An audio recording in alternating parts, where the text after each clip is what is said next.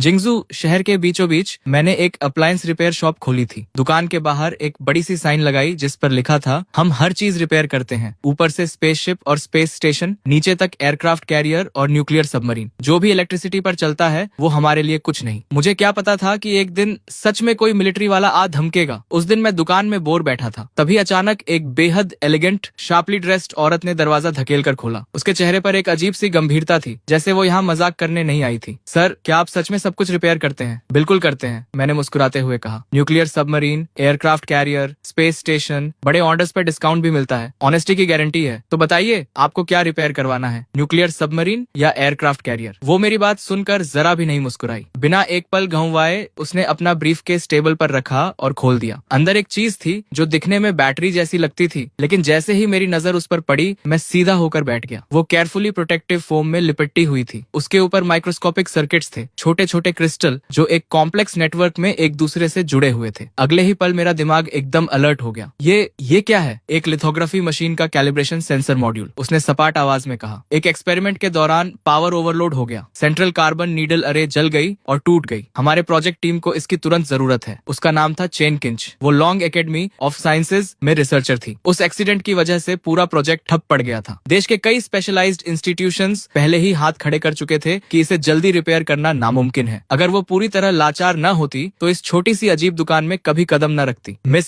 मैंने थोड़ा रुककर कहा, आप गलत जगह तो नहीं आ गई? हम यहाँ हाउस होल्ड अप्लायंसेज रिपेयर करते हैं। शायद पड़ोस की हार्डवेयर शॉप आपके ज्यादा काम आए। चेन किंच ने मेरा वो बेबस चेहरा देखा और उसकी आखिरी उम्मीद की किरण भी बुझ गई। उसने एक गहरी सांस ली, ब्रीफकेस उठाई और जाने लगी। सच ही तो था, देश के बड़े बड़े स्पेशलाइज्ड इंस्टीट्यूट्स हाथ खड़े कर चुके थे, तो एक साधारण रिपेयर वाला क्या करेगा? तभी मैंने मजाक छोड़ा। 6 महीने पहले मैं इस दुनिया में आया था और इस दुकान का मालिक बन गया था। साथ में मिली थी एक इनफाइनाइट रिपेयर सिस्टम। इन महीनों में बहुत अजीब अजीब चीजें देखी थी, लेकिन इतनी सोफिस्टिकेटेड चीज कभी नहीं आई थी। ये मौका मैं कैसे जाने देता? आपके पास जो कंपोनेंट है उससे लग रहा है ये C7 टाइप की लिथोग्राफी मशीन का हिस्सा है। चेन किंच एकदम रुक गई, जैसे पैर जमीन से चिपक गए हों। मॉडल बता सकते हो? इम्पैक्ट के वक्त पीक वैल्यू कितनी थी, कितने नैनो सेकंड्स तक रही, और प्रोब अरे के अलावा कोई और पार्ट डैमेज हुआ? ये सुनकर चेन किंच की सांसें थम गईं। उसे अपने कानों पर यकीन नहीं हो रहा था। एक अप्लायंस रिपेयर शॉप का मालिक इतने पॉइंटेड क्लासिफाइड सवाल पूछ रहा था। क्रिएट वैल्यू नॉर्मल पावर की 15 गुना थी, उसने धीरे से कहा। इम्पैक्ट लगभग 3 से 5 नैनो सेकंड तक रही। बाकी कंपोनेंट्स का सेल्फ डायग्नोसिस नॉर्मल है। हम रिपेयरेबल है, लेकिन सस्ती नहीं होगी। पैसे की चिंता मत करो, बस फिक्स कर दो,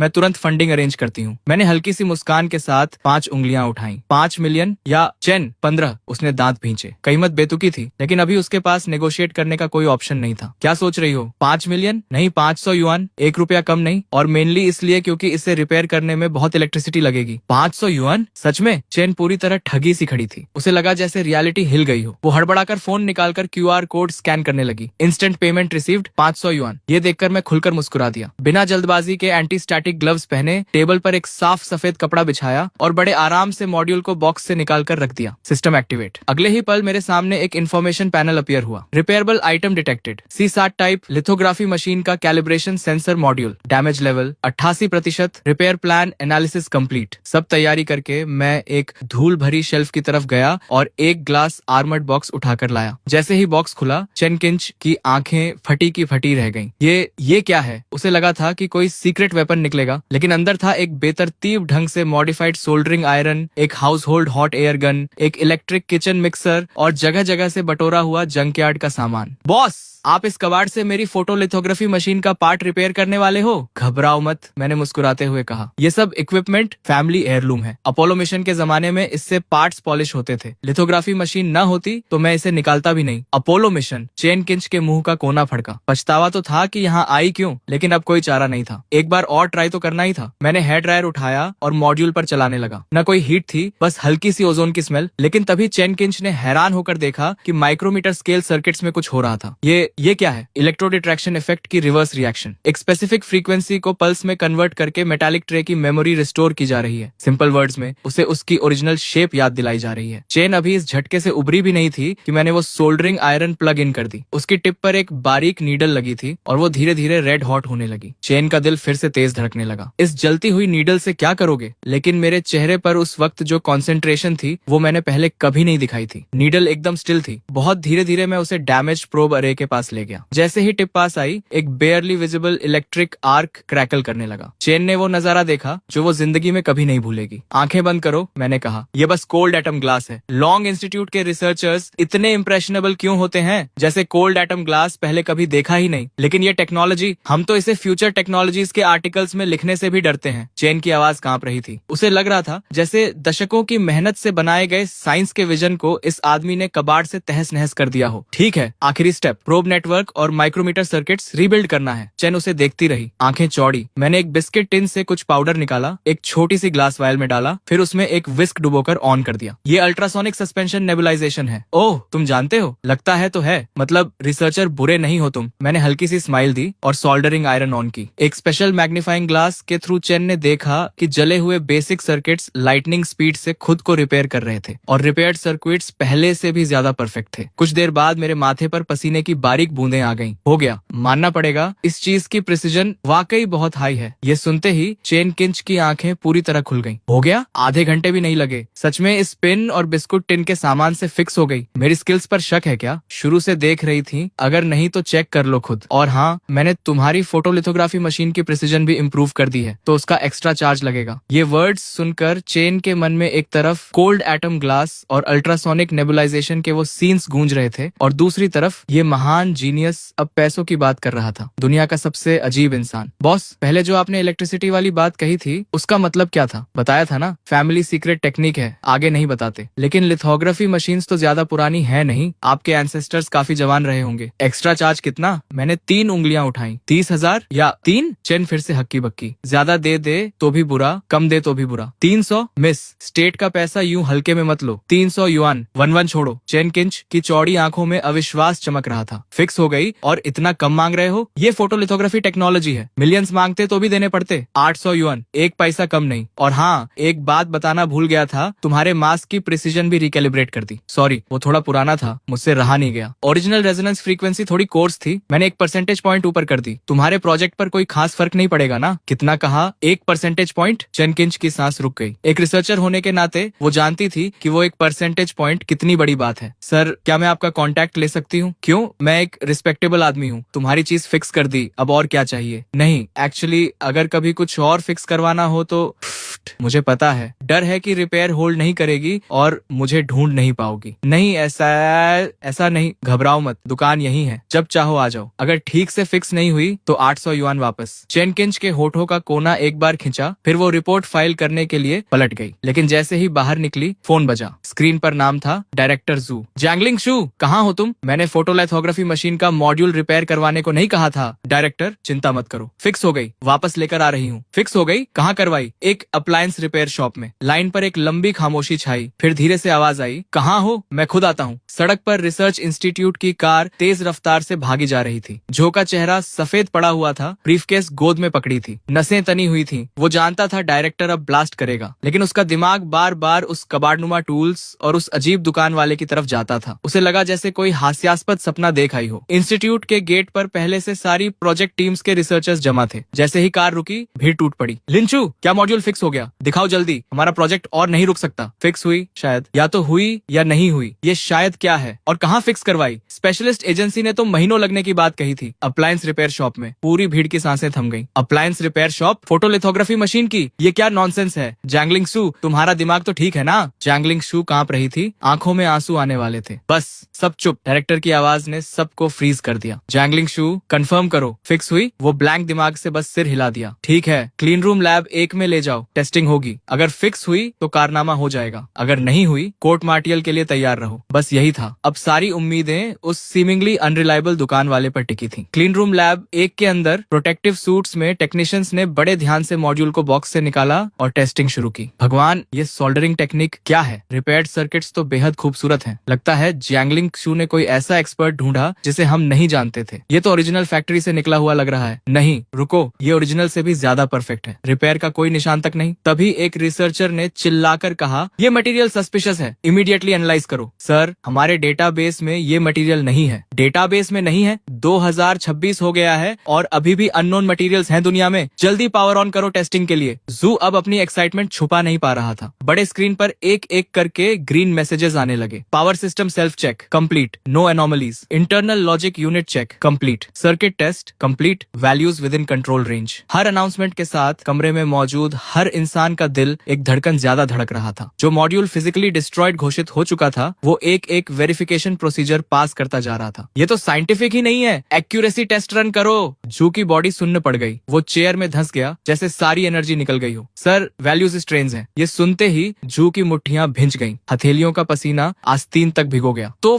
फेल हो गई? जू एकदम कुर्सी से उछला। नहीं सर, ये वैल्यूज किसी बहुत हाई लेवल फोटोलिथोग्राफी मशीन जैसी हैं। हम जो यूज कर रहे थे उससे 1% पॉइंट ज्यादा। मुझे शक है ये हमारा मॉड्यूल ही नहीं है, लेकिन अब भी दुनिया में किसी के पास भी ऐसी टेक्नोलॉजी नहीं होनी चाहिए। 1% पॉइंट ज्यादा, जो कि आंखें पलटी और वो बेहोश होकर गिर पड़ा। लेकिन बाकी सब यूफोरिक थे। स्क्रीन पर स्क्रॉल हो रहे डेटा को टकटकी लगाए देख रहे थे और एक कोने में चेन किंच अभी भी वहीं खड़ी थी, ब्लैंक एक्सप्रेशन के साथ। तो कैलिब्रेशन मॉड्यूल फिक्स हो गई? फिक्स नहीं जैंगलिंग सू, ये ब्रेक थ्रू है। तुमने एक कारनामा कर दिया। वो अपनी तरफ उंगली उठाते हुए बोली। मैंने? अभी तो डायरेक्टर कोर्ट मार्शल की बात कर रहे थे। एक पल में कारनामा कैसे? जैंगलिंग सू, इस बड़ी टेक्निकल डिफिकल्टी को ओवरकम करने में तुम्हारे एक्सेप्शनल परफॉर्मेंस के लिए मैं तुम्हें इस रिसर्च टीम का हेड नियुक्त करता हूँ। वो अपनी आंखों पर यकीन नहीं कर पा रही थी। लॉन्ग एकेडमी ऑफ साइंसेज में काम करना ही एक ऑर्डिनरी इंसान के लिए पिनिकल था। टीम लीडर बनना उसकी सोच से भी बाहर था। क्या ये सब उस मॉड्यूल रिपेयर की वजह से था? और उस मोमेंट में पहली बार उसे यकीन हुआ उस सीमिंगली अनरिलायबल लड़के की बातों पर। वो 1% एक्यूरेसी इंप्रूवमेंट भी सच था। बताओ चीफ जैंगलिंग, सारे स्पेशलाइज्ड एजेंसीज ने हाथ खड़े कर दिए थे। तुम किसके पास गई थी? आर्मी सब कॉन्ट्रैक्टर, जनरल स्टाफ का कोई बिगविग? इतनी इंपॉर्टेंट मैटर के लिए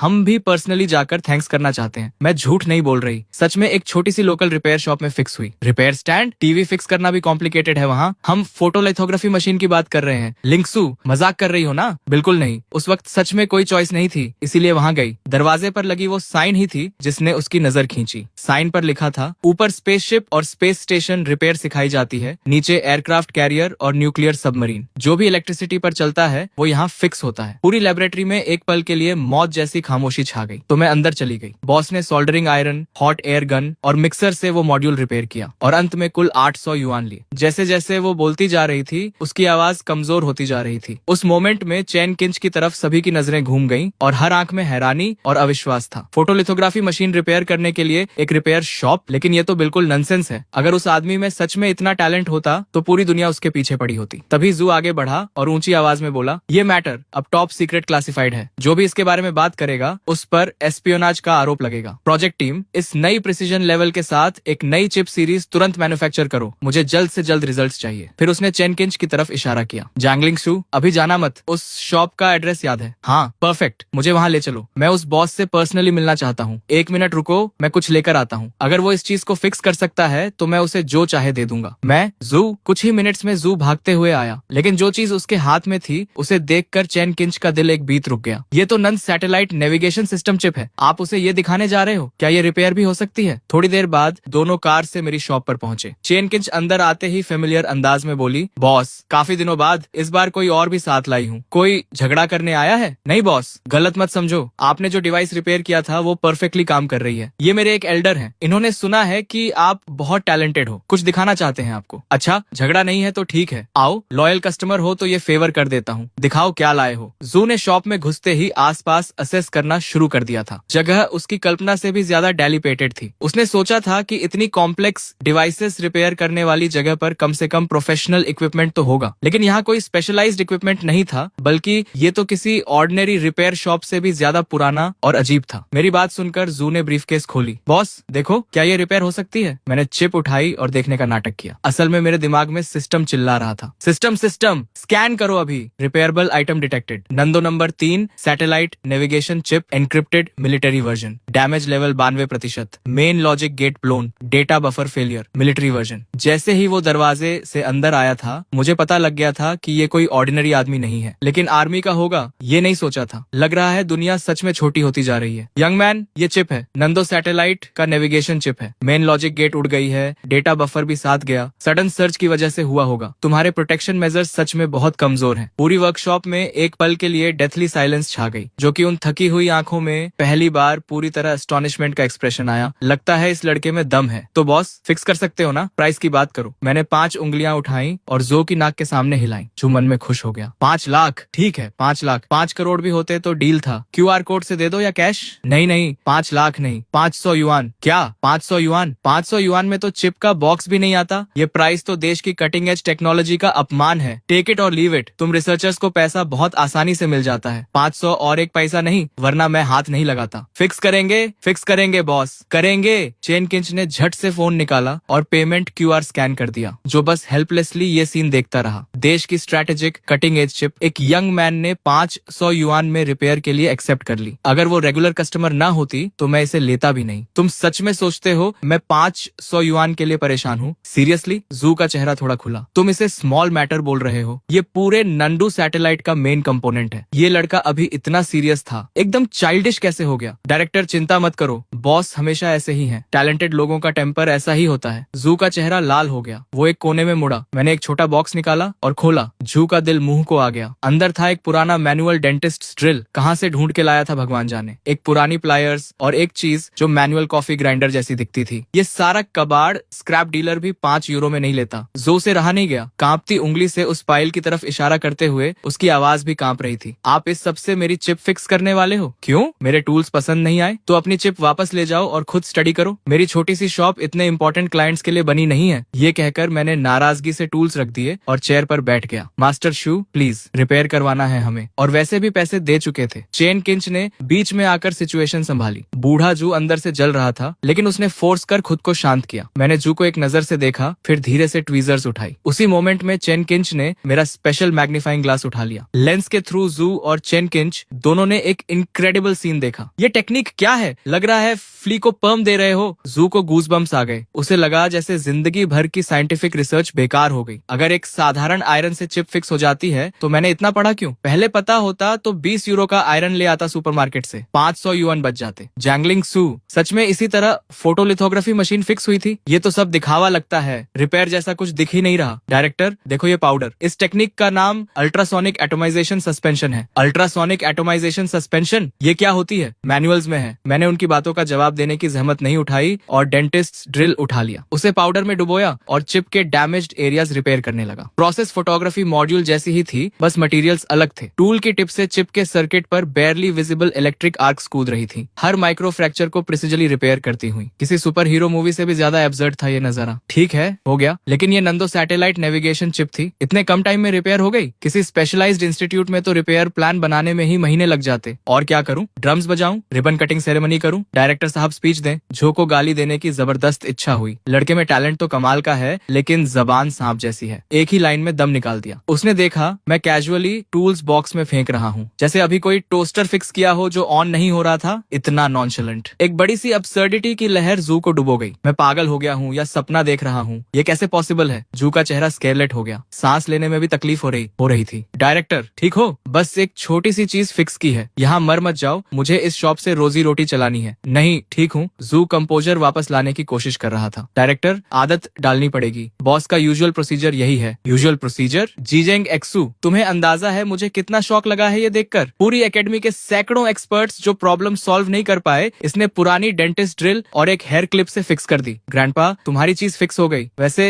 मंथली सिग्नेचर एल्गोरिदम थोड़ा बेसिक था तो मैंने उसे इम्प्रूव कर दिया। लोअर लेवल पर केजेस की संख्या भी कम थी, लेआउट भी ठीक नहीं था, वो भी फिक्स कर दिया। बच्चों का खेल। मैंने एक लंबी सांस ली। मेरा इरादा था जू से एक्स्ट्रा 200 युआन मांगने का, लेकिन वो पहले ही हांफने लगा था तो छोड़ दिया। बूढ़े को तकलीफ नहीं देनी थी। इतने कम टाइम में चिप फिक्स ही नहीं की, एल्गोरिदम भी ऑप्टिमाइज किया और पूरी स्ट्रक्चर भी रीअरेंज कर दी। क्या ये इंसेनली पॉसिबल है? ठीक है, चिप वापस लो, इस बार एक्स्ट्रा चार्ज नहीं करूंगा। सस्ते में छूट रहे हो। मंथली सिग्नेचर फ्रीक्वेंसी अब ज्यादा स्टेबल होगी। थ्योरी में सिंक्रोनाइजेशन एरर 1-2 यूनिट कम होनी चाहिए। एग्जैक्ट कितनी कम होगी कैलकुलेट नहीं कर पाया। वापस जाकर खुद मेजर कर लेना। जो से और बर्दाश्त नहीं हुआ। आंखें पलटी, पैरों से जान निकल गई और वो जोर से जमीन पर गिर पड़ा। उधर लॉन्ग एकेडमी के क्लीन रूम नंबर 1 में भी हलचल मची हुई थी। हर चेहरे पर वैसी गंभीरता थी जैसे कोई बैटल फाइट कर रहा हो। Photo sensitive resin layer uniformity verification specification complete, margin of error with in acceptable limits. Mass calibration के दौरान टारगेट एक्यूरेसी 1% बढ़ी। अलाइनमेंट पैरामीटर्स रिकैलकुलेट हो रहे हैं। Vacuum chamber pressure stable, preset value reached. चारों तरफ से रिपोर्ट्स आ रही थी, आवाजों में अर्जेंसी थी। चीफ इंजीनियर देंग बड़े स्क्रीन को एकटक देख रहे थे, ईयरपीस में आती आवाजें सुनते हुए। एक परसेंटेज पॉइंट इंप्रूवमेंट, सबसे इनसेन एक्सपेरिमेंट। अगर ये कंफर्म हो गया तो चाइना ऑप्टिकल टेक्नोलॉजी में बाकी दुनिया को बहुत पीछे छोड़ देगा। और ये सब एक छोटी सी वर्कशॉप के रिपेयर से। वो अभी भी यकीन नहीं कर पा रहे थे। एक्सपोजर प्रोसीजर लॉन्च करो, देंग ने इंटरकॉम पर फाइनल ऑर्डर दिया। एक लो हम सुनाई दी और मशीन स्टार्ट हुई। सबने सांसें रोक ली। ये मोमेंट ऑफ ट्रूथ था। डेटा स्क्रीन पर फ्रैंटिकली स्क्रॉल हो रहा था। हर कैरेक्टर जैसे अपनी अलग हार्ट बीट से पल्स कर रहा था। Exposure complete, sharp reveal, drawing, हर स्टेप टेक्स्ट बुक परफेक्ट था। जब रोबोटिक आर्म ने वो गोल्डन वेफर जिस पर अनगिनत लोगों की उम्मीदें टिकी थी टेस्ट टेबल पर रखा तो डेंग का दिल रुकते रुकते बचा। परफेक्ट टेस्ट रिजल्ट, ऑनल यूनिट्स एंड पैरामीटर्स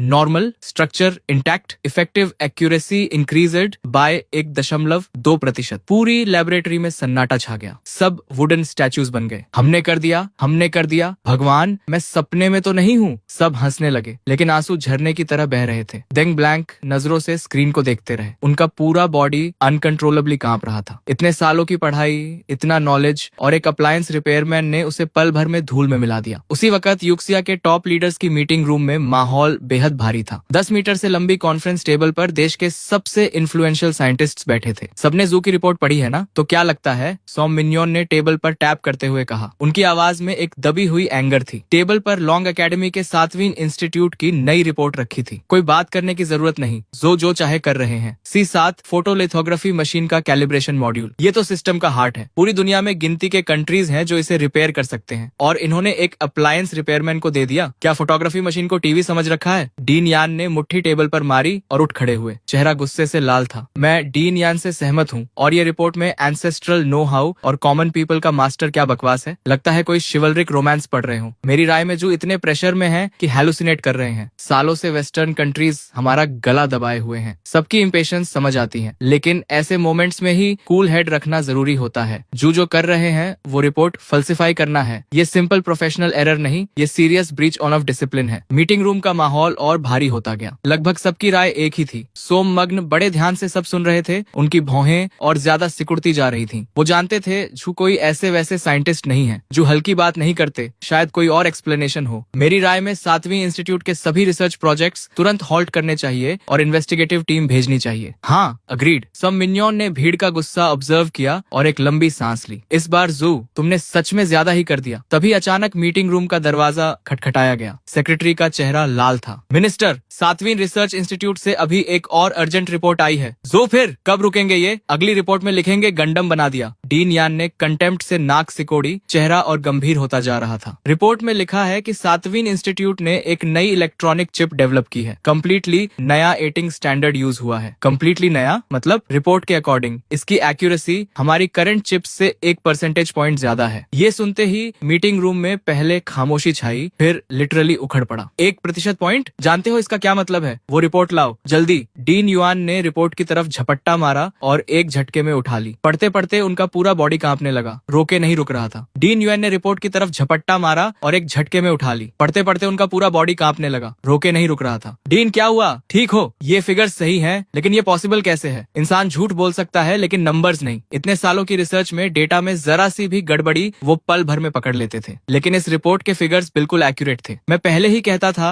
जू डायरेक्टर सालों से हैं, वो कभी कुछ गलत नहीं करते, लेकिन ये केस बहुत अजीब है। क्या हो सकता है कि ये उनकी पुरानी रिसर्च का कल्मिनेशन हो? कोई पीक पर पहुंचना और किस्मत से ब्रेक थ्रू हो गई। किस्मत? 1% पॉइंट और तुम उसे किस्मत बोल रहे हो? सोम मिन्जुआंट ने आर्ग्यूमेंट को इग्नोर किया। उन्होंने क्विकली रिपोर्ट उठाई और डिटेल में एग्जामिन की। कुछ देर बाद उनकी नजर भी 1.2% ब्रेक थ्रू और नई चिप के बीच डोलने लगी। जेंटलमैन, इन रिपोर्ट्स का डेटा इररिफ्यूटेबल है। इसका मतलब जू की पहली रिपोर्ट किसी भी हालत में फेक नहीं हो सकती, लेकिन अब असली प्रॉब्लम ये रिपेयर शॉप है। सोम मिन्जुआंट ने एक गहरी सांस ली। चेहरे पर हैरानी थी लेकिन ज्यादा कंफ्यूजन। अप्लायंस रिपेयर, लोगों के बीच छुपा हुआ मास्टर, एंसेस्ट्रल नो हाउ, ये सब वर्ड्स नॉर्मल लगते हैं, लेकिन एक साधारण अप्लायंस रिपेयरमैन जो फोटोलिथोग्राफी मशीन फिक्स कर दे और सबसे जरूरी बात वो सक्सीड भी हो गया, ये मेरे लिए मानना बहुत मुश्किल है। हम फोटोलिथोग्राफी मॉड्यूल की बात कर रहे हैं, ऐसी चीज जिसे दुनिया में गिनती के कंट्रीज रिपेयर कर सकते हैं। ये एक साधारण अप्लायंस रिपेयरमैन से कैसे होगा? शायद डीन जू कुछ छुपाने की कोशिश कर रहे हो, शायद ये अप्लायंस शॉप एक्चुअली डीन जू का कोई सीक्रेट बेस हो, शायद वो कुछ और ही हाइड करना चाहते हैं, एक एकेडमिक ने भौहें सिकोड़कर कहा। मीटिंग रूम में फिर से शोर उठ गया। चिप के रिजल्ट्स ने उन्हें स्पीचलेस कर दिया था, लेकिन जितनी हैरानी थी उतनी ही क्यूरियोसिटी उस अप्लायंस शॉप के बारे में बढ़ती जा रही थी। हमें जरूर पता लगाना होगा। चावली, कुछ आदमी लेकर जाओ और वो शॉप ढूंढो, देखो ये जगह सच में एग्जिस्ट करती है या नहीं, और याद रहे बिल्कुल डिस्क्रीट रहना। अगले दिन होश संभाल कर मैंने शॉप फिर से खोली। कल जू मेरी शॉप के बीच में ही बेहोश हो गए थे। किस्मत से एम्बुलेंस जल्दी आ गई, वरना जो कुछ 100 युआन कमाए थे वो भी जाते। तभी 2 मिडिल एज्ड आदमी पर्पस के साथ अंदर आए, एकदम सीधे खड़े, चेहरे स्टर्न, कपड़े ऑर्डिनरी लग रहे थे, लेकिन उनसे एक ऑरा निकल रहा था जो आम इंसान से बिल्कुल नहीं मिलता था। बस माथे पर साइन लिखा होना बाकी था। Plain clothes cop. अंदर आते ही सर्वे करने लगे। ये कस्टमर्स का बिहेवियर तो बिल्कुल नहीं था। कल एक केस गया, आज 2 और आ गए। मेरी छोटी सी शॉप अब ट्रेंडी स्पॉट बनने वाली है। बॉस, अभी खुले हो? हाँ खुले हैं। जेंटलमैन, क्या फिक्स करवाना है? इम्पोर्टेड वॉशिंग मशीन जो टर्न नहीं हो रही, या अमेरिकन रेफ्रिजरेटर जो कूल नहीं कर रही? बॉस,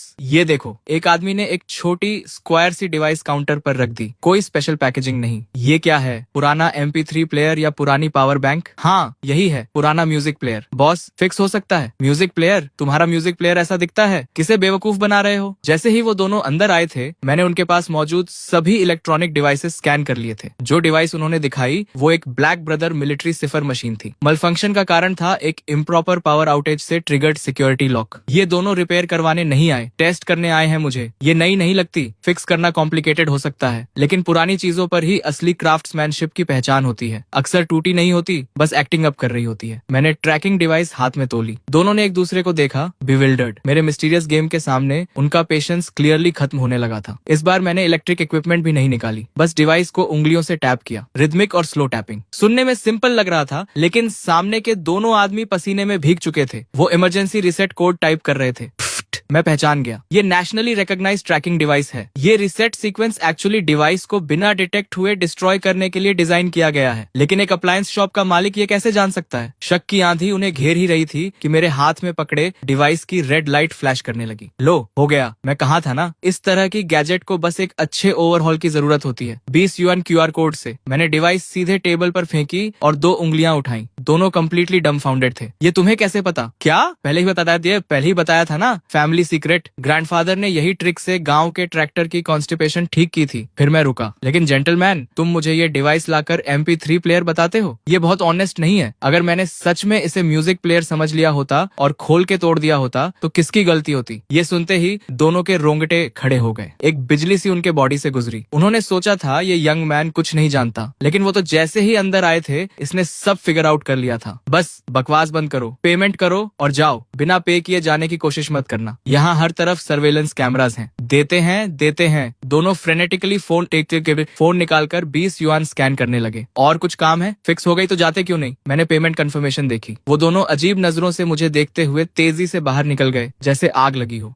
लेकिन शॉप से थोड़ी दूर जाते ही दोनों कार में बैठ गए और गहरी सांस ली। सर, हम बोल रहे हैं, क्या वो शॉप एग्जिस्ट करती है? हाँ, शॉप डेफिनेटली एग्जिस्ट करती है। बस ये आदमी थोड़ा क्रीपी है, जितना हमने सोचा था उससे कहीं ज्यादा। जैसे ही हम थ्रेशोल्ड पर गए, उसके ट्रैप में आ गए। उसने तुरंत समझ लिया क्या फिक्स करवाना है, और वो एनक्रिप्टेड अनलॉकिंग मेथड भी जानता है। हमारा एनक्रिप्टेड अनलॉकिंग मेथड। ये कैसे पॉसिबल है? ये microphone top of the line है। नेशंस के बीच एस्पिनाज ऑपरेशंस काउंटर करने के लिए स्पेसिफिकली डिजाइन की गई है। मिनिस्टर, मैं जो कह रहा हूँ वो सच है। इस रिपेयर शॉप का ओनर बहुत सस्पिशियस है। इस तरह एक्सप्लेन करना कॉम्प्लिकेटेड है। ठीक है, दोनों अभी घर जाओ। हॉस्पिटल के डिसइंफेक्टेंट की स्मेल जो के नथुनों में भर गई। हार्ट मॉनिटर की फेंट स्टेडी बीप गूंज रही थी। सर, आंख खुल गई। चिप, मेरी चिप कहाँ है? चिप यहाँ है। छोटा केस झट से उनके पास लाया गया। जू ने जल्दी से चिप देखी, सेफ और साउंड। दिल की धड़कन आखिरकार नॉर्मल हुई और एक राहत की सांस निकली। मुझे हॉस्पिटल से जाना है। डॉक्टर ने कहा है अभी कंडीशन अलाउ नहीं करती, रेस्ट चाहिए। इम्पॉसिबल, ये क्रूशियल मोमेंट है, मुझे निकलना ही होगा। जो जिद से उठ खड़े हुए और जल्दी से कपड़े पहने। नंदो सैटेलाइट चिप को सीने से लगा लिया। कभी ये सिर्फ स्क्रैप मेटल का ढेर था, लेकिन अब ये उनकी सबसे कीमती चीज थी। कार लाओ, अभी चलते हैं। थोड़ी देर बाद 7वीं रिसर्च इंस्टीट्यूट की बिल्डिंग सामने आई। कई सिक्योरिटी चेक पॉइंट्स पार करके कार एडमिनिस्ट्रेशन बिल्डिंग के सामने रुकी। जैसे ही कार रुकी, एक व्हाइट कोट पहने रिसर्चर घबराए हुए चेहरे के साथ दौड़ता हुआ आया। क्या हुआ? डायरेक्टर, सेंट्रल सिस्टम्स से लोग आए हैं, अभी लैब में हैं। Central systems? इतनी अचानक? 7वीं रिसर्च इंस्टीट्यूट में इंस्पेक्शन के लिए आए थे। फोटोलिथोग्राफी मशीन के लिए डेवलप की गई नई प्रिसीजन चिप, जो 1% ज्यादा एक्यूरेट है। शायद उन्हें यकीन नहीं हुआ, तो पर्सनली देखने आ गए। क्या कहा? 1% ज्यादा प्रिसीजन वाली चिप कंप्लीट हो गई। ये सुनते ही जो की आंखें लगभग निकल पड़ी। हाँ, कंप्लीट हो गई। आप और टीम लीडर जो के जाने के कुछ देर बाद ही हम सक्सेस हो गए। परफेक्ट। लेकिन रिपोर्ट सबमिट करने की ऑथराइजेशन किसने दी? रिपोर्ट तभी सबमिट होती है जब पूरा कॉन्फिडेंस हो। चिप अभी बैरली कंप्लीट हुई है और इन्होंने रश करके सेंट्रल सिस्टम को भेज दी। अगर कोई लास्ट मिनट अनफोर्सीन इवेंट आया तो ये साइंटिफिक डेटा और मिलिट्री इंटेलिजेंस फॉल्सिफाई करना होगा। हाई ट्रेजन जितना सीरियस क्राइम। ये ट्रबल ढूंढ रहे हैं क्या? बस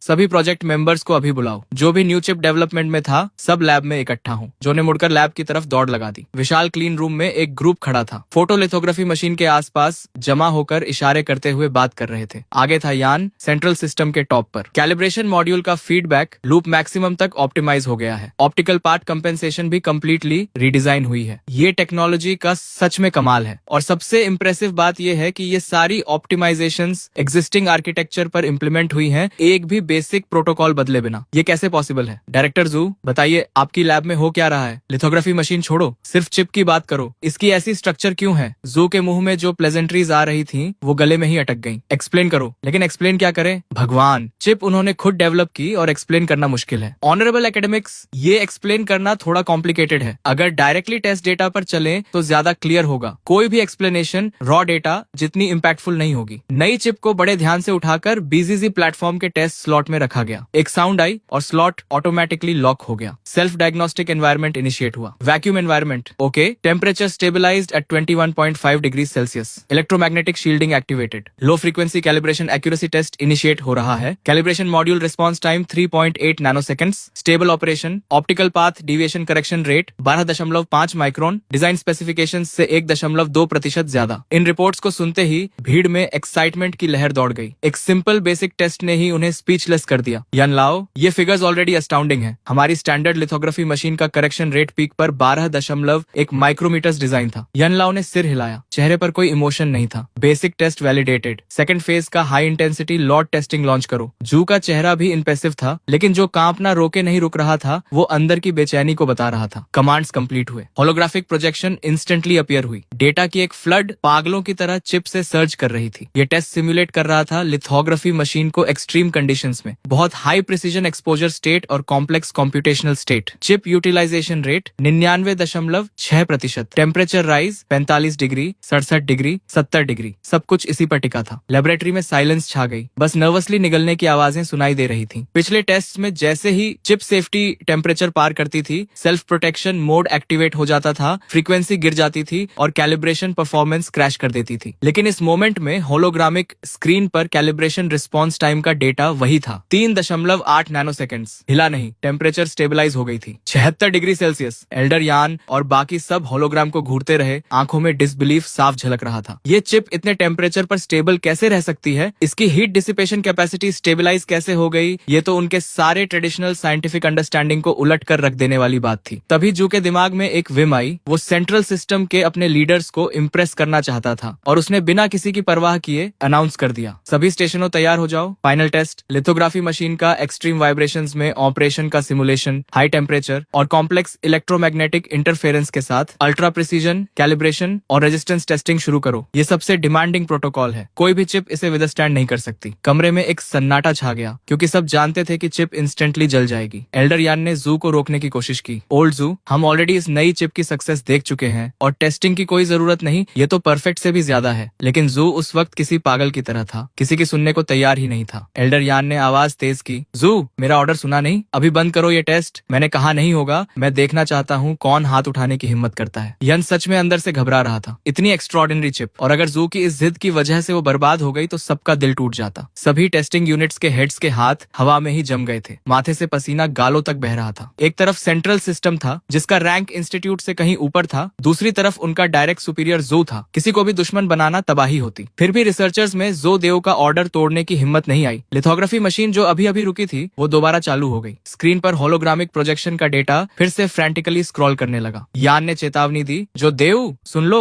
अगर ये एक्सपेरिमेंट फेल हुआ तो कोर्ट मार्टियल के लिए तैयार रहो। लेकिन देव ने जैसे सुना ही नहीं। एल्डर यान की आंखें स्क्रीन पर जमी थी। कैलिब्रेशन डिविएशन रेट का डेटा ऊपर नीचे उछल रहा था, मतलब चिप एक्सट्रीम कंडीशंस में भी ऑप्टिकल पाथ कैलिब्रेशन मेंटेन कर रही थी। तभी अचानक होलोग्राफिक प्रोजेक्शन पर फाइनल डिविएशन रेट आया और वो था जीरोस की एक पूरी लाइन, 0 डिवीजन, 0 एरर। पूरे कमरे में जैसे वक्त रुक गया। सबकी आंखें फटी की फटी रह गईं। क्या मैं सपना देख रहा हूँ? फिर से टेस्ट करो। एल्डर यान का चेहरा लाल हो गया था। दांत इतने जोर से भींचे हुए थे कि पीसने की आवाज कमरे में सुनाई दे रही थी। वो पागल बूढ़ा इस चिप को बर्बाद करके ही दम लेगा। लेकिन इस बार टेक्नीशियंस ने 1 सेकंड भी नहीं लगाया। होलोग्राफिक प्रोजेक्शन रीस्टार्ट हुई और रिजल्ट फिर 0, 1 बार, 2 बार, 3 बार, हर बार 0। भगवान, 5 बार। हमारी पुरानी चिप्स तो एक बार भी नहीं झेल पाती थी। जोदो पूरी तरह गलत साबित हो गया था और ये सोचकर तो और ज्यादा हैरानी होती थी कि इस चिप को एक अप्लायंस रिपेयरमैन ने फिक्स किया था। ये किसी मिरेकल से कम नहीं था। एल्डर यान खुद को रोक नहीं पाया। डायरेक्टर जू, आखिर कहां से ढूंढा है तुमने उस जीनियस को जो लिथोग्राफी मशीन को इस हद तक यूज कर सकता है? जू ने शांति से पूछा। काफी है डीन यान, हमारी चिप आपके स्टैंडर्ड्स पर खरी उतरी? यान ने माथा झुकाते हुए कहा, बिल्कुल काफी है डायरेक्टर जू, बहुत ज्यादा काफी है। और वो कोर्ट मार्शल वाला प्रपोजल? इस बार जो को थोड़ा पेटी जरूर लगा, लेकिन सच यही था कि ड्रैगन कंट्री का 7वां रिसर्च इंस्टीट्यूट कुछ भी नहीं है। तो सेंट्रल सिस्टम के लोग यहाँ आए ही क्यों? क्या इसीलिए नहीं कि उन्हें खुद पर भरोसा नहीं था?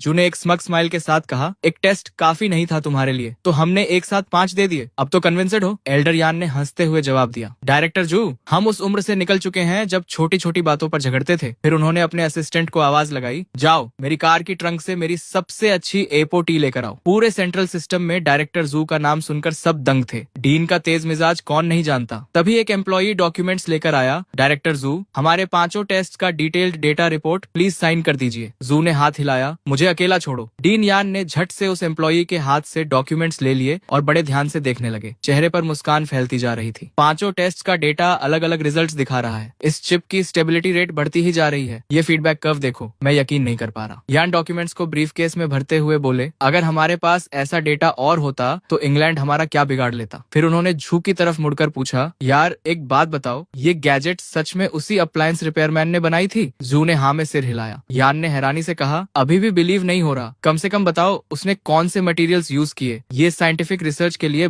बहुत वैल्यूएबल होगा। जू बोले, ठीक है, उस बॉस को कॉल करता हूँ, सब चुप रहो। जू ने नंबर डायल किया। हेलो बॉस, मैं चैन किंग्स का अंकल हूँ, उस दिन रिपेयर के लिए आया था, याद है? दूसरी तरफ से आवाज आई, अरे तुम हो, ठीक हो गए? कॉल किस लिए? पैसे मांगने? जू ने जल्दी से कहा, नहीं, गुड न्यूज देने के लिए। जो फोटोग्राफी मशीन का मॉड्यूल रिपेयर किया था वो परफेक्टली काम कर रहा है। बॉस ने फ्लैट टोन में कहा, तो कोई नई बात बताओ, मुझे पता था। जो ने पूछा, वो आपने क्या यूज किया था उसमें? बॉस ने बेफिक्री से जवाब दिया, एक ऑर्गेनमा जार का लिड था, उसे पाउडर में पीसकर वेल्डिंग में यूज किया। एक्चुअली सोचा था एक एनिमल शेप्ड बिस्कुट टिन का लिड लूंगा, तुमसे कुछ 100 युआन ही लिए। दोस्त का भाव समझो। ये सुनकर कमरे में मौजूद सब लोग बिल्कुल स्पीचलेस हो गए। एक ऑर्गेनमा जार के लिड से फोटोग्राफिक टेक्नोलॉजी मास्टर हो जाती है। हॉट सॉस बेचने वाले ब्रांड की टेक्नोलॉजी इतनी एडवांस्ड है। यान हंसते हंसते बोले, channel boss, photography machine repair करने के तरीके तो कमाल के हैं तुम्हारे। पहली बार लगा कि फोटोग्राफी मशीन इतनी लो एंड चीज है, किसी भी लिड से काम चला लेते हो। तभी बॉस की आवाज आई, बहुत बिजी हूँ, नेबर आंट लियू का इंडक्शन कुकटॉप फिक्स करना है, उन्हें खाना बनाना है, बस अब और कोई प्रॉब्लम नहीं। और कॉल कट गई। पूरी लैबोरेटरी में डेथली साइलेंस छा गई। किसी ने पूछा, बॉस ने आखिर में क्या कहा? जू ने मुश्किल से जवाब दिया, कहा कि नेबर मिसेज लियू को खाना बनाना है, इसलिए इंडक्शन कुकटॉप रिपेयर करने जाना है। खाना बनाने के लिए। जू ने खाली आंखों से दोहराया और अगले ही पल वो स्टिफ होकर मुंह के बल गिर गए। सब चिल्लाए, एम्बुलेंस बुलाओ। कोई 10 मिनट बाद वो हॉस्पिटल रूम में थे। डॉक्टर ने बाहर आकर बताया, कोई सीरियस बात नहीं, बस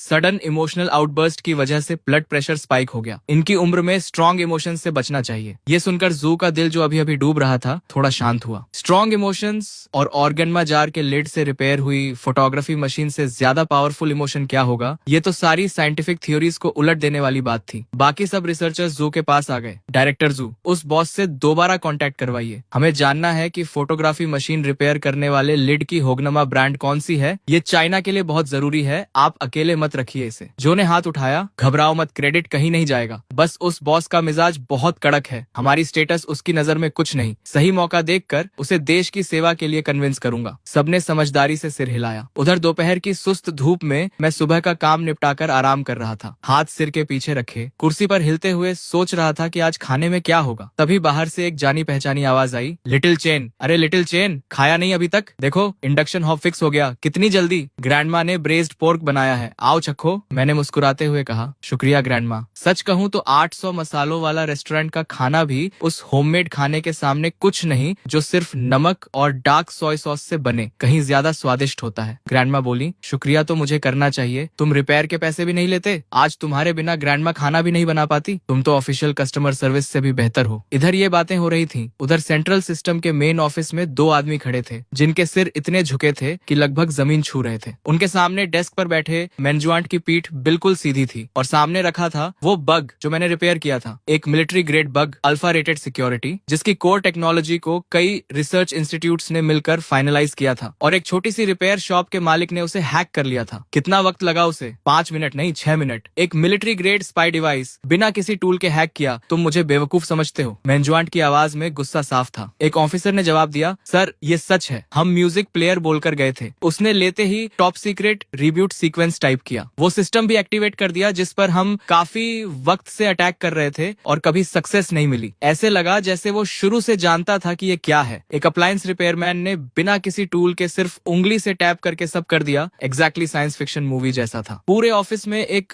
भारी खामोशी छा गई। मेन्जुएंट ने कुर्सी पर टेक लगाई, आंखें बंद की, सांसें स्टेडी थी, लेकिन दिमाग तेजी से चल रहा था। उस शॉप में कुछ स्पेशल था? नहीं सर, बिल्कुल ऑर्डिनरी रिपेयर शॉप थी। तेल के दाग, हर तरफ स्पेयर पार्ट्स, बेहद मेसी। हमने कई बार इंस्पेक्ट किया, कोई सीक्रेट कंपार्टमेंट नहीं, कोई हाईटेक इक्विपमेंट नहीं। मेन्जुएंट ने गहरी सांस ली, चेहरे पर डिसअपॉइंटमेंट था। जो इंसान इतनी आसानी से इसे डिसाइफर कर सके वो एक मेसी रिपेयर शॉप में बैठा हो, ये बात अपने आप में बहुत स्ट्रेंज है। या तो ये जू का हिडन एसेट है। फिर उन्होंने खुद ही आइडिया खारिज किया, नहीं, अगर जू का एसेट होता तो जू कभी बताता नहीं। तभी ऑफिस का दरवाजा जोर से खुला। डायरेक्टर सोने, जल्दी देखिए, जो झूठ नहीं बोल रहा था, 1% एक्यूरेसी सच है। मेन्जुआंट ने डॉक्यूमेंट लिया, नजर डाली और तुरंत माथे पर बल पड़ गए। ये रिपोर्ट डीन यान ने 7वीं रिसर्च इंस्टीट्यूट से भेजी है। डायरेक्टर सोने, इस रिपोर्ट के साथ हम दुनिया को चाइना की ऑप्टिकल टेक्नोलॉजी में ब्रेक थ्रू अनाउंस कर सकते हैं। और डीन यान तुम्हारे साथ नहीं आए? डीन यान हॉस्पिटल में है। हॉस्पिटल में? क्या हुआ? बीमार नहीं है, बस रिपोर्ट देखकर इतने एक्साइटेड हो गए कि बेहोश हो गए। डॉक्टर ने कहा। एक्साइटमेंट स्पाइक से ब्लड प्रेशर बढ़ गया। सोने बिल्कुल स्पीचलेस रह गए। लगता था वो दिन आ ही गया था जब चाइना वेस्टर्न ब्लॉकेट तोड़ने वाला था। तभी डेस्क पर फोन बजा। हेलो जनरल जियो। हाँ मैं जानता हूँ। नहीं बिल्कुल नहीं जनरल जियो, मैं जानता हूँ तुम सब यूआईओ को फंसाना चाहते हो, लेकिन जो तुम मांग रहे हो वो रेगुलेशंस के खिलाफ है। नहीं, एब्सोल्युटली नहीं। फोन उठाते ही सोने ने एक के बाद एक रिफ्यूजल्स दे दिए। चेहरा हर पल और सख्त होता जा रहा था। जाओ, मैं हेल्प नहीं करना नहीं चाहता, बात यह है कि कर नहीं सकता। सीईओ एक परफेक्ट स्ट्रेटेजिस्ट है। मिलिट्री मैन्यूअर्स में यूआईएओ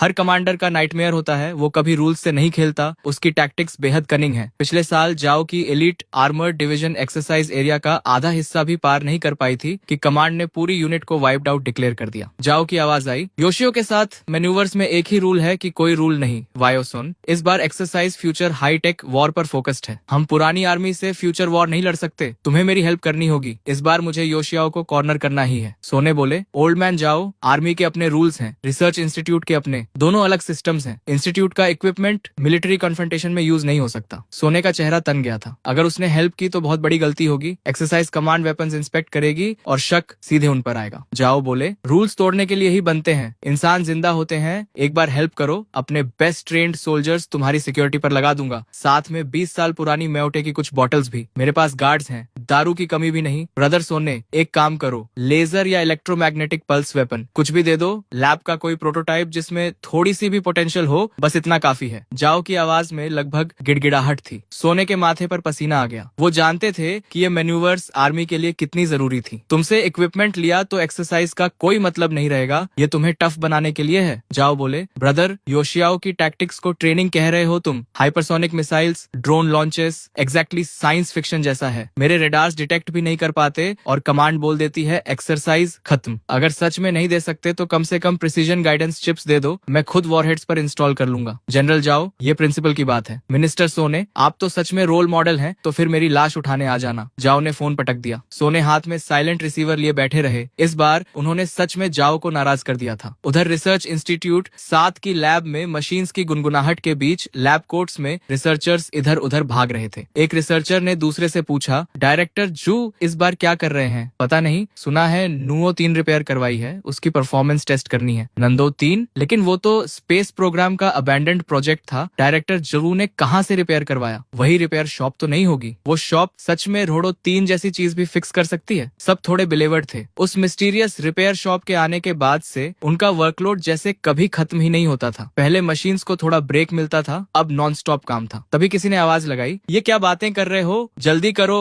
डायरेक्टर जू बस आने ही वाले हैं। बात खत्म भी नहीं हुई थी कि जू प्रोटेक्टिव क्लोथिंग पहने एक स्मॉल ब्रीफकेस लिए अंदर आ गए। प्रेपरेशंस कैसी हैं? सर सब रेडी है। अच्छा, नंदो 3 सैटेलाइट नेविगेशन सिस्टम के high precision atomic clock synchronization chip का टेस्ट ऑफिशियली शुरू होता है। नंदो 3 चिप रेडी करो, टारगेट लॉक करो, सिमुलेटेड इंटरफेरेंस सिग्नल लॉन्च करो, इंटेंसिटी लेवल 5। लेवल 5 अनाउंस करते वक्त एक स्लाइट हेजिटेशन आई, क्योंकि लेवल 5 इंटरफेरेंस लगभग वर्स्ट कॉम्बैट कंडीशंस का सिमुलेशन था। ऐसे एनवायरनमेंट में कोई भी state of the art navigation system completely blind हो जाता। शुरू करो। जू देव के कमांड पर ड्रोन मूव करने लगा। प्रोजेक्शन स्क्रीन पर ड्रोन के सारे पैरामीटर्स दिख रहे थे। अगले ही पल एनवायरनमेंट ड्रास्टिकली बदल गया। डेटा स्पाइक होने लगा। कॉम्प्लेक्स इंटरफेरेंस सिग्नल्स ने ड्रोन को कंप्लीटली घेर लिया और जो डिवाइस अभी परफेक्टली स्टेबल थी वो वबल करने लगी। Alert, drone trajectory deviation. जोदेव का चेहरा देखा, डिसअपॉइंटमेंट साफ था। फेलियर, जैसा मुझे डर था। दुनिया सबके साथ फेयर है। शेन योंजो का लिथोग्राफी मशीन रिपेयर करना पहले से ही इनक्रेडिबल था। नांदो सैटेलाइट नेविगेशन सिस्टम उनकी एक्सपर्टीज से बाहर था। लेकिन जैसे ही जोदेव ने निराशी में सिर झुकाया, कमरे में सडनली एक्सक्लेमेशंस गूंज उठे। उन्होंने झट से सिर उठाया और देखा कि होलोग्राफिक स्क्रीन पर एक तीसरा डेटा सेट आ गया था, चिप के खुद के एल्गोरिदम से। उस एल्गोरिदम ने ड्रोन के डेटा को ओवरराइट करके अपना सुपर इम्पोज कर दिया और देखते ही देखते लार्ज स्क्रीन का डेटा स्टेबलाइज हो गया, बिल्कुल स्टिल, और ड्रोन स्काई में सेफली सर्कल करने लगा। ये क्या था? हमारे सैटेलाइट्स में ऐसा कुछ होता है, लेकिन नांडू सैटेलाइट में नहीं था, लेकिन चेन बॉस के पास था। जू के चेहरे पर एक्सट्रीमली स्मग स्माइल आ गई। मैंने अंदर एल्गोरिदम थोड़ा ट्यूब किया था, लेकिन मुझे खुद नहीं पता था कि मेरी रैंडम सी मॉडिफिकेशन से ड्रोन लेवल 5 इंटरफेरेंस में भी सर्वाइव कर लेगा। किसी ने आवाज में वंडर के साथ कहा, इस बंदे को इंस्टीट्यूट में ले आए तो क्या ही बात हो, लेकिन आखिर ये बॉस है कौन? क्या वो सच में कुछ भी फिक्स कर सकता है? भीड़ में क्यूरियोसिटी बढ़ गई। एयरलाइनर मॉड्यूल फॉल्टी था, फिक्स कर दिया। नांडू चिप नंबर 3 फिक्स कर दिया, और हर बार जो उसके हाथ से निकलता है वो पहले से बेहतर होकर निकलता है। ये सुनकर सीन फ्रीज हो गया। सब स्टंट थे। ये डेटा सिर्फ नंदो नंबर 3 की सक्सेस नहीं था, ये यूक्सिया की साइंटिफिक रिसर्च हिस्ट्री में एक अनप्रेसिडेंटेड ब्रेक थ्रू था। इधर जू फोन डायल कर रहे थे। हेलो चेन बॉस, मैं हूँ। रिया चिप नंबर 3 के बारे में, वो जो आपकी शॉप में ऑलमोस्ट डेड हो गई थी। बॉस की आवाज आई, तो कॉल किस लिए? पैसे मांगने? नहीं, गुड न्यूज देने के लिए। आपने जो चिप रिपेयर की वो अब 100th ऑफ अ मिलीमीटर तक स्टेबल है। ट्रूली रिमार्केबल रिजल्ट है। बॉस ने फ्लैट टोन में कहा। ठीक है, और कुछ? जू एक्साइटेडली बात करते रहे, लेकिन दूसरी तरफ से कोई एंथुजियाज्म नहीं था। सरप्राइज नहीं है बॉस इस डेटा से? सरप्राइज क्यों हूँ? मुझे चार्लेटन समझते हो? मेरे प्रिंसिपल्स हैं, तुमसे कुछ 100 युआन लिए हैं, क्या लगता है बेकार लिए? बॉस वो बात नहीं है। बीप, कॉल कट गई। जू थोड़ा लॉस्ट फील कर रहे थे, लगा जैसे वो खुद ही ट्रैप में फंस गए। एक रिसर्चर ने पूछा, मिस्टर डायरेक्टर ठीक है? हाँ, ये चिप इंस्टॉल करो, मुझे एरोस्पेस डिपार्टमेंट जाना है। रिया नंबर 3 एरोस्पेस डिपार्टमेंट से ही आई थी। उन्होंने कहा था कि ये रिपेयर नहीं होगी और लक ट्राई करने के लिए जो को दे दी थी। उधर शहर के दूसरी तरफ एक military vehicle aerospace systems department की तरफ स्पीड से जा रही थी। बैक सीट में जियो का चेहरा बिल्कुल ठंडरस था। उस स्टबन म्यूल ने हेल्प नहीं की। ठीक है, एरोस्पेस सिस्टम्स डिपार्टमेंट में जेंकीवेन से डायरेक्टली मिलता हूँ, कम से कम यहाँ उड़ने वालों का ख्याल रखा जाता है। इस सोच के साथ जाओ के दिल में उम्मीद जागी। एरोस्पेस सिस्टम्स डिपार्टमेंट के अंदर फिगर्स इधर उधर भाग रहे थे। इंडिस्क्राइबेबल केओस था। जेंकीवेन का ऑफिस किसी ऑफिस जैसा बिल्कुल नहीं लग रहा था। वॉर टाइम कमांड पोस्ट जैसा था। फोन्स लगातार बज रहे थे। भीड़ का आना जाना किसी मार्केट प्लेस से कम नहीं था। सब जैसे हाइपर एक्टिव मोड में थे, बस चेहरों पर अर्जेंट लिखा होना बाकी था। मिनिस्टर साहब, ड्रोन इंजन की रिपोर्ट पर सिग्नेचर चाहिए। 1 मिनट रुको मिनिस्टर, लॉन्च कॉम्प्लेक्स 3 के सर्किट्स इंप्रूव करने का प्लान देखना जरूरी है। जेनवेन एक हाथ में फोन पकड़े डेस्क पर बैठे थे, आंखें डॉक्यूमेंट्स पर जमी थीं। उस वक्त वो चाहते थे कि किसी तरह खुद को डुप्लीकेट कर लें। तभी एंट्रेंस से एक एक्साइटेड आवाज आई, ओल्ड मैन, यहाँ कैसे? जो ने खुशी से कहा, नांडू 3 चिप देखो, एनकैप्सुलेशन के साथ हमने नांडू 3 रिपेयर कर दी तुम्हारे लिए। जेनवेन ने हैरानी से कहा, नांडू 3? वो प्रोजेक्ट तो अबैंडन नहीं था, कहाँ से रिपेयर करवाई और परफॉर्मेंस कैसी है? जू बोले, मैंने पहले ही इनिशियल चेक्स कर लिए हैं। प्रिसीजन और एंटी इंटरफेरेंस कैपेबिलिटी देखकर तुम स्पीचलेस हो जाओगे। जेनवेन ने थके हुए लहजे में कहा, बस ओल्ड जू, अभी वक्त नहीं है। ये फाइल्स का पहाड़ देख रहे हो, खुद देखना है तो देखो, आज तुम पर टाइम वेस्ट नहीं होगा। जू ने जोर दिया, लेकिन मैंने सच में फिक्स की है। जेनवेन ने नाराजगी से घूरते हुए कहा, एक बार और साफ बोल देता हूँ, नांदू 3 प्रोजेक्ट को हायर अथॉरिटीज ने बहुत पहले कंडेम कर दिया था। इसे रिपेयर करने में कोलोसल रिसोर्सेज लगते, कोई गारंटी नहीं थी। जू ने कहा, लेकिन मैंने सच में रिपेयर की है, एक बार देख तो लो। नहीं, हाँ हाँ। जेनवेन ने इरिटेशन में ब्रीफकेस दूर धकेल दिया। जू का चेहरा तुरंत उतर गया, पैर के तलवे से सिर तक गुस्से की लहर दौड़ गई। उन्होंने ब्रीफकेस उठाया और बिना एक शब्द कहे ऑफिस से निकल गए। ठीक उसी वक्त एडमिनिस्ट्रेशन बिल्डिंग से एक और फिगर निकली। जो और उनका बॉडीगार्ड, दोनों के चेहरे एक दूसरे से ज्यादा डार्क थे। जो बड़बड़ाए, ये जेनवेन भी बिल्कुल सोमिनेंट जैसा है, प्रिंसिपल का इतना पक्का कि हैंडल करना इम्पॉसिबल है। थ्रेट्स भी किए, फ्लैटरी भी की, लेकिन ये जेनकीवेन टस से मस नहीं हुआ। नंदो 3 की बात करना बेकार गया। तभी कोर्टयार्ड में उन्हें किसी की बड़बड़ाहट सुनाई दी। नंदो,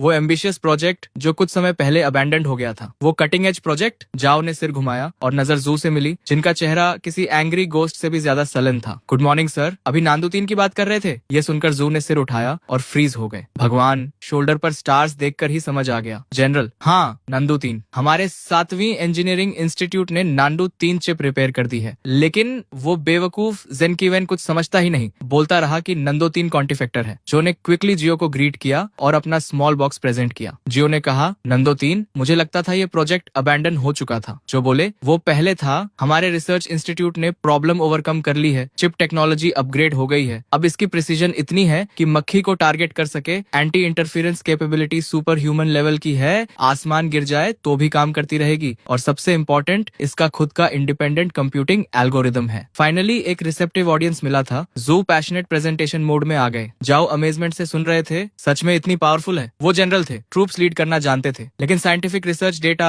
उनकी समझ से बाहर था। जू बोले, जनरल, मैं आपसे कैसे झूठ बोलूंगा? अगर इसे मिसाइल पर इंस्टॉल करें तो एब्सोल्यूट प्रिसीजन, सोल्जर्स को इक्विप करें तो वो एनिमी लाइंस के पीछे जाकर टारगेट्स मार्क कर सकते हैं, HQ से कांस्टेंट कांटेक्ट रख सकते हैं, बिल्कुल परफेक्ट। जाओ के चेहरे के एक्सप्रेशंस बदलने लगे, पहले इंटरेस्ट, फिर डाउट, फिर शॉक। सांसें अपने आप तेज हो गईं। High precision targeting, ultra resistant to jamming, independent communication channel, हर वर्ड जाओ के दिल में प्रिसीजन से लगा। गारंटी दे सकते हो? बिल्कुल, मैं 7वीं रिसर्च इंस्टीट्यूट का डायरेक्टर हूँ, मेरी रैंक के डायरेक्टर की बात का वेट होता है। ठीक है, तो मैं मास प्रोडक्शन के लिए स्पेशल फंड्स रिलीज करने को तैयार हूँ, अगर कम पड़े तो एडिशनल फंडिंग भी लूंगा, लेकिन पहले हमारी ट्रूप्स इसे ट्राई करेंगी, शॉर्ट टर्म में किसी और को सप्लाई नहीं होगी। जू ने समझाया, जनरल, मास प्रोडक्शन अभी पॉसिबल नहीं है क्योंकि इस चिप का इंक्रिप्शन प्रोटोकॉल और लॉजिकल ऑपरेशंस इंडिपेंडेंट है। ये एक एंटायरली न्यू सिस्टम है, कल की दुनिया खोलने की है, लेकिन अभी हमारे पास सिर्फ एक की है और हम इसकी इंटरनल स्ट्रक्चर पूरी तरह नहीं समझते। सबसे जरूरी है कि इसे सैटेलाइट से कनेक्ट करना होगा। जाओ ने कहा, चिंता मत करो, हाईएस्ट अथॉरिटीज से रिक्वेस्ट करूंगा कि बेस्ट रिसर्च इंस्टीट्यूट्स तुम्हारी हेल्प करें। इतने पावरफुल देश में फिनिश्ड प्रोडक्ट होते हुए इतनी छोटी चिप डिसाइफर नहीं होगी, ये मैं नहीं मानता। जू ने धीरे से कहा, नहीं होगा जनरल, मतलब देश के सारे इंस्टीट्यूट्स, बताओ किसके पास जाऊं? और तुम कह रहे हो कोई नहीं कर सकता। जाओ की आईब्रोज चढ़ गई, उनकी नजर में फिनिश्ड प्रोडक्ट होना मतलब आंसर की होना था, कॉपी करो और हो गया। नहीं जनरल, रिसर्च इंस्टीट्यूट्स सच में नहीं कर सकते। तो फिर कौन कर सकता है? एक अप्लायंस रिपेयरमैन। क्या? जाओ की आवाज कई ऑक्टेव्स ऊपर चली गई। उन्हें खुद पर शक हुआ कि सुना सही या नहीं। जो रिसर्च इंस्टीट्यूट्स नहीं कर सकते वो एक अप्लायंस रिपेयरमैन को सौंपना है? मजाक कर रहे हो? देश के स्ट्रेटेजिक फ्यूचर का कटिंग एज प्रोजेक्ट है ये। जू ने हाथ जोड़े, जनरल, मैं जानता हूँ अबसर्ड लगता है, लेकिन ये लंबी कहानी है, कुछ वर्ड्स में एक्सप्लेन नहीं होगी, चलिए मेरे साथ समझ जाएंगे। उधर रिपेयर शॉप में बर्न्ड प्लास्टिक की स्मेल हवा में थी। मैं ट्वीजर से एक पुराने एम्पलीफायर पर चावल के दाने से भी छोटा कैपेसिटर रिप्लेस कर रहा था। 80s amplifier repair. Tech point earned 2, current tech point 1940। Tweezers रखते ही मैकेनिकल वॉइस आई, कितने दिन हो गए थे सिर्फ राइस कुकर्स और इंडक्शन कुकटॉप्स रिपेयर करते हुए टेक पॉइंट्स स्नेल की रफ्तार रफ्तार से बढ़ रहे थे। लिथोग्राफी मशीन और नांडू 3 चिप रिपेयर में देखो कितने पॉइंट्स मिले थे। इस रफ्तार से तो सोल्जर का एक्सोस्केलेटन अफोर्ड करना दूर की बात, जान सिंह ने स्पेसशिप के ब्लूप्रिंट्स भी नहीं मिलेंगे। तभी शॉप के सामने एक मिलिट्री व्हीकल रुकी। उस बिल्कुल ऑर्डिनरी सी स्ट्रीट को देखकर जाओ की आईब्राउज चढ़ गईं। जू ने कहा, जनरल आ गए। स्ट्रीट थोड़ी केओटिक है, वेंडर्स की आवाजें हर तरफ से आ रही हैं, काफी लोग हैं, लेकिन किसी भी दूसरी स्मॉल स्ट्रीट से अलग नहीं लगती। जाओ ने सार्कास्टिकली कहा, सीक्रेट बेस यहाँ है और किसी को पता नहीं चलेगा? अंदर कैसे जाते हैं? पासवर्ड क्या है? जो ने जल्दी से कहा, जनरल कोई सीक्रेट बेस नहीं है, कोई स्पेशल एंट्रेंस नहीं, बस यही वो रिपेयर शॉप है। जाओ ने गुस्से से कहा, जोडू मुझे मजाक के लिए नहीं लाए हो। नांदू 3 जो रिसर्च इंस्टीट्यूट नहीं कर सके उसके लिए इस जगह लाए हो। मिलिट्री मैन्यूवर्स शुरू होने वाले हैं, टाइम वेस्ट करने का शौक है। जू ने कहा, जनरल प्लीज काम डाउन। यहीं पर नांदू 3 रिपेयर हुई थी और कुछ दिन पहले फोटोलिथोग्राफी मशीन की एक्यूरेसी भी यहीं एडजस्ट हुई थी। अगर यहाँ नहीं हो सकता तो दुनिया में कहीं नहीं होगा। जाओ ने चौंकते हुए पूछा, क्या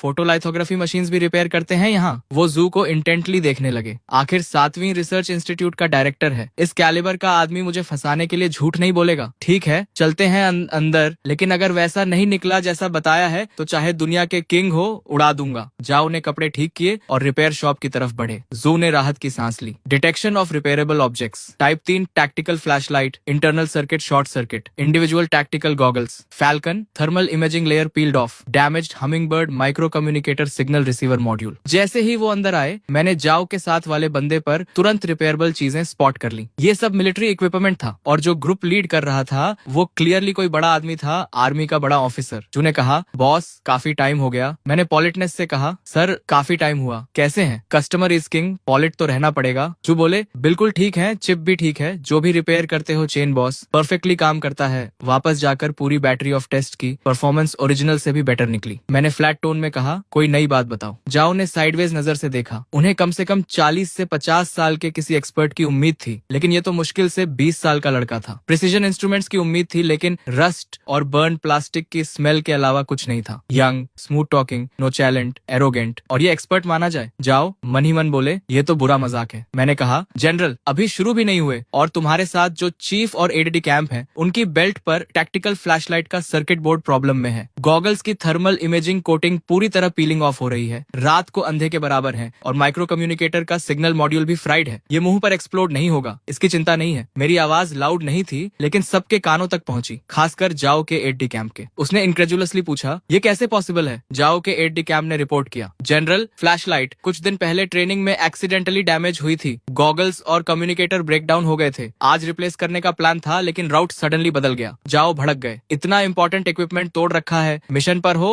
या पार्क में घूम रहे हो, रिपोर्ट किए बिना रिप्लेस नहीं होता। बैटलफील्ड पर तो वॉकिंग टारगेट बन जाते। जाओ पहले से गुस्से में थे और अब एट डे कैंप पर उंगली उठाकर बरस रहे थे, लेकिन तभी जो का बॉडी फ्रीज हो गया। वो अंदर आते वक्त एक वर्ड नहीं बोले थे, तो इस लड़के को ये सब कैसे पता चला? तुम्हें कैसे पता? तब कहीं जाकर जाओ को रियलाइज हुआ, उनकी आंखें मुझ पर जम गईं। सालों की कॉम्बैट ट्रेनिंग से उस बूढ़े सोल्जर में एक आइस एरा आ गई थी, जो अचानक अनलैश हो गई। जो डर के मारे उछल पड़े, उन्हें लगा जाओ के ऑर्डर पर एट डे कैंप मुझे बाहर खींचकर पीट देगा। मैंने बिना घबराए कहा, ऑनेस्ट लोग बॉडीगार्ड लेकर नहीं चलते। वैसे आर्मी में रैंक से मुझे कोई फर्क नहीं पड़ता, लेकिन ये मेरी जगह है। मेरे टेरिटरी पर ड्रैगन को भी झुकना पड़ता है और टाइगर को भी लेटना पड़ता है। पसंद नहीं तो दरवाजा खुला है। जू की आंखें फट गईं। चेन बॉस इतना डायरेक्ट मत हो, ये जनरल हैं, चाहे तो तुम्हारी शॉप को ब्लास्ट फर्नेस में डाल दें। जाओ भी स्टंट थे, डिसबिलीफ और शॉक दोनों उनकी आंखों में दिखे। सालों में ड्रिल सार्जेंट की कुछ किक्स के बाद किसी ने उनसे इस तरह बात करने की हिम्मत नहीं की थी। जाओ के एट डे कैंप से रहा नहीं गया, उसने मुट्ठी बांधी और मेरी तरफ लपका। रुको, जाओ ने ऑर्डर दिया। एट डे कैंप जहां था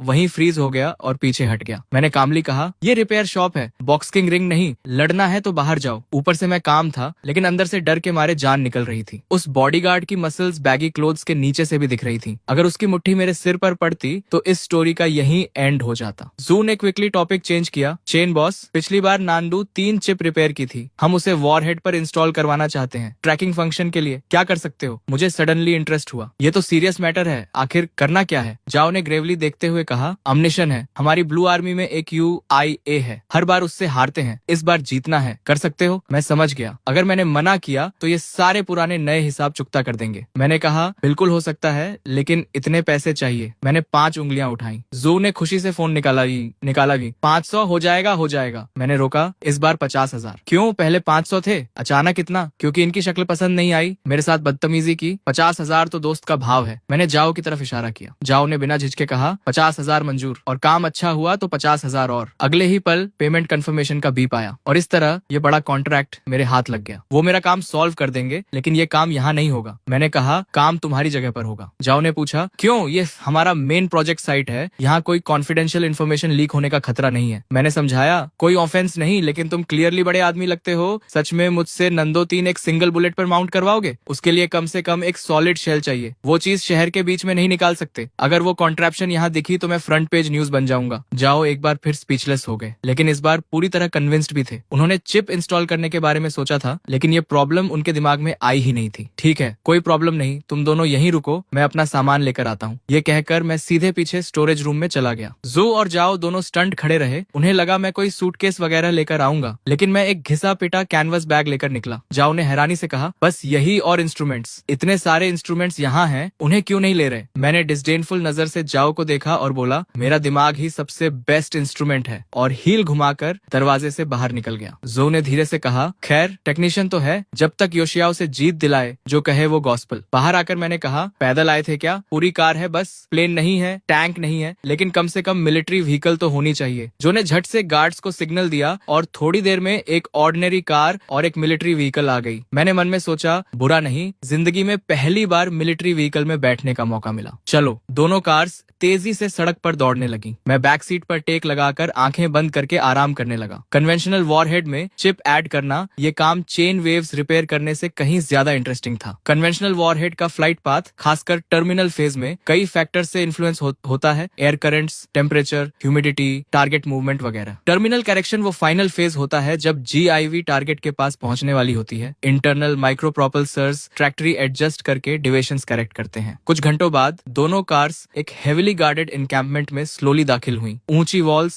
इलेक्ट्रिक फेंसेस, हर तरफ गार्ड्स, हेविली आर्म्ड सोल्जर्स लगातार पेट्रोल कर रहे थे। अंदर घुसते ही एक टेरिबली ऑस्टियर एटमॉस्फेयर फील हुई। ये डेफिनेटली मिलिट्री कैंप था, कोई शक नहीं। माहौल सच में इम्पोजिंग था। जू ने कहा मिस्टर चेन आ गए। मैं वॉन कैनवस बैग थामे कार से उतरा। बिल्डिंग के अंदर जाते ही मैं कंप्लीटली स्टनड रह गया। रिपेयर शॉप से तो रात दिन का फर्क था। एक ह्यूज हैंगर जैसी structure, open space, precision instruments से भरा हुआ, जिनके नाम भी मुझे नहीं पता थे, सब ऑपरेट हो रहे थे। अलग अलग यूनिफॉर्म्स में स्टाफ मेंबर्स अपने अपने पोस्ट पर बिजी थे, और मेरी एंट्री होते ही सबकी नजरें मुझ पर आ गईं। एक ने धीरे से कहा वो जनरल जो है ना, पीछे वो यंग आदमी कौन है? दूसरे ने जवाब दिया पता नहीं, कोई इंपॉर्टेंट नहीं लगता, किसी गांव से आया देहाती लग रहा है। तीसरे ने कहा बकवास बंद करो, जनरल जो के साथ ऑर्डिनरी आदमी नहीं होता। जो ने आवाज लगाई सब काम रोको, असेंबल करो। थोड़ी देर में दर्जनों मिलिट्री टेक्नीशियंस यूनिफॉर्म्स में लाइन में खड़े थे। जाओ ने कहा इंट्रोडक्शन करवाता हूँ, ये जुदेंग है 7वीं रिसर्च इंस्टीट्यूट के डायरेक्टर, और ये शेनवांजो हैं एक रिपेयर शॉप के ओनर। सबने एक साथ मेरी तरफ देखा। चेहरों पर इनकॉम्प्रिहेंशन साफ था। एक रिपेयर शॉप का ओनर यहाँ क्या कर रहा है? जाओ ने जू से कहा डायरेक्टर जू, इंट्रोडक्शन आप करवाइए। जू ने ब्रीफकेस से चिप निकाली। डियर कॉलीग्स, आज हम इसी चीज के लिए यहाँ हैं। सबने गर्दनें आगे की। ये क्या है? हाई टेक्नोलॉजी लग रही है, ऑर्डिनरी तो नहीं है, लेकिन काम क्या करती है? जू ने बताया ये नंदो 3 सैटेलाइट नेविगेशन सिस्टम की चिप है। नंदो 3 वो रिसर्च प्रोजेक्ट तो बंद हो गया था, टेक्नोलॉजी नहीं थी, पैसे नहीं थे, टाइम नहीं था, ये वापस कैसे आई? बेस के सीनियर ऑफिसर ने चिप हाथ में लेकर क्लोजली देखा। सीमलेस मोनोकोक डिजाइन, ऐसी टेक्नोलॉजी पहले कभी नहीं देखी। सर्किट मटेरियल भी अनयूजुअल है, ऑर्डिनरी सिलिकॉन नहीं, कार्बन बेस्ड मटेरियल लग रहा है। प्रिसीजन देखो, कम से कम 3 नैनोमीटर से कम होगी। किस लैब से आई है, पूरा सीरियल नंबर है, और इस लेवल के इंटीग्रेशन के साथ कूलिंग का इंतजाम। जब रन करेगी तो हीट इनॉर्मस होगी। कुछ ही सेकंड्स में पूरी भीड़ चैटरिंग और एक्सक्लेमिंग करने लगी। जाओ ने सीन देखा। ये सब दूसरे रिसर्च इंस्टीट्यूट से पोच किए गए स्पेशलिस्ट थे, और इन सब ने एक नजर में समझ लिया था कि ये चिप कितनी फॉर्मिडेबल थी। जाओ ने पूछा तो क्या सोचते हो सब? एक सीनियर ने बिटर स्माइल के साथ सिर हिलाया। सॉरी जनरल, हम इसे पूरी तरह समझ नहीं पाए। बस इतना कह सकते हैं कि ये ऑब्जेक्ट एक्सेप्शनल है, और जिस इंस्टीट्यूट ने बनाई वो भी उतनी ही एक्सेप्शनल होगी। बाकियों ने भी सिर हिलाया। चेहरों पर कंफ्यूजन और गहरा होता जा रहा था। जाओ का चेहरा डार्क हो गया। उन्हें लगता था यहाँ के लोग टॉप नॉच हैं, लेकिन इतनी छोटी चिप इनकी समझ से पूरी तरह बाहर थी। जाओ ने गहरी सांस लेकर मेरी तरफ मुड़कर कहा मिस्टर चेन, इन्हें ब्रीफ इंट्रोडक्शन दे सकते हो? मैं तभी से डिस्क्रीटली इक्विपमेंट और सराउंडिंग्स ऑब्जर्व कर रहा था। रिपेयर शॉप से कंपेयर करें तो रात दिन का फर्क था, लेकिन इतना सोफिस्टिकेटेड सेटअप इन इनकॉम्पिटेंट्स के हाथ में ये सच में रिडिकुलस था। मैंने एक छोटी कॉन्टेम्प्टस लाफ दी, आगे बढ़कर चिप उठाई और बोला मुझे लगा था तुम नोटिस नहीं करोगे, लेकिन इतने क्लूलेस हो गए ये नहीं सोचा था। सबके माथे पर बल पड़ गए। एक ने कहा यह है कौन? बच्चा है, यहाँ यहाँ जो आता है कम से कम डॉक्टरेट होती है, ये तो यूनिवर्सिटी फिनिश भी नहीं किया लगता। क्या एरोगेंट टोन है, खुद ही घुट जाएगा। मैंने बिना परवाह किए कहा, इसे रिया नंबर 3 कहते हैं, ये तो जानते हो।